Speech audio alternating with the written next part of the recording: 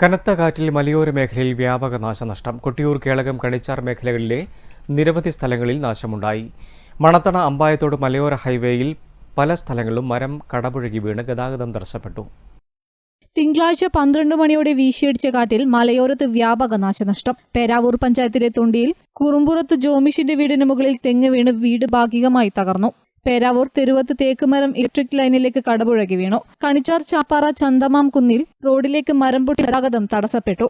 മണത്തണ അമ്പായത്തോട് മലയോര ഹൈവേയിൽ പലയിടത്തും ഗതാഗത തടസ്സമുണ്ടായി. കൊട്ടിയൂർ ക്ഷേത്രത്തിനടുത്തും കണ്ടപ്പുനത്തും വൈദ്യുതി പോസ്റ്റും മരങ്ങളും വീണ് ഗതാഗത തടസ്സമുണ്ടായി. കൊട്ടിയൂർ മേഖലയിൽ വൻ കൃഷിനാശവുമുണ്ടായി.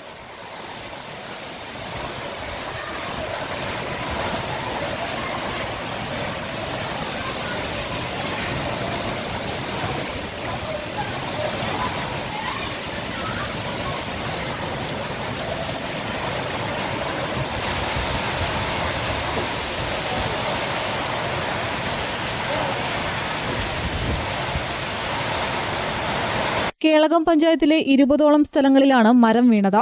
നാട്ടുകാർ ഉൾപ്പെടെ ചേർന്നാണ് മരങ്ങൾ മുറിച്ചുമാറ്റിയത്. News bureau, Peravoor.